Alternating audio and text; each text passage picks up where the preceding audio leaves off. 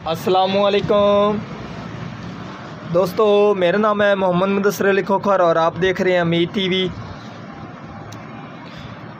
तो आज मैंने आपको कोई रिसीवर, कोई टीवी या इलेक्ट्रॉनिक्स के बारे में कोई भी वीडियो नहीं देनी, सिर्फ आपको ये बताने के लिए कि आज मैं बहुत ज़्यादा खुश हूँ। वो इसलिए कि मेरे जो एडसेंस था उसकी पिन आ चुकी है और आज मुझे वो मसूल हुई है।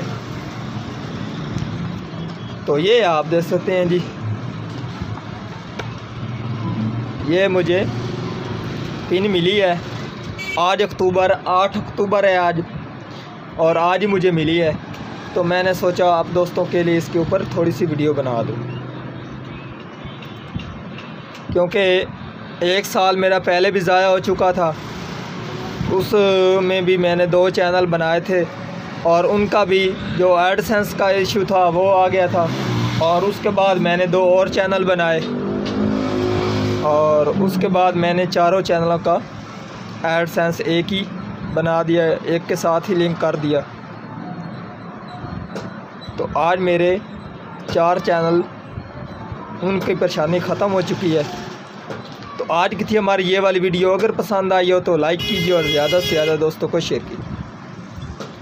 अल्लाह हाफिज़।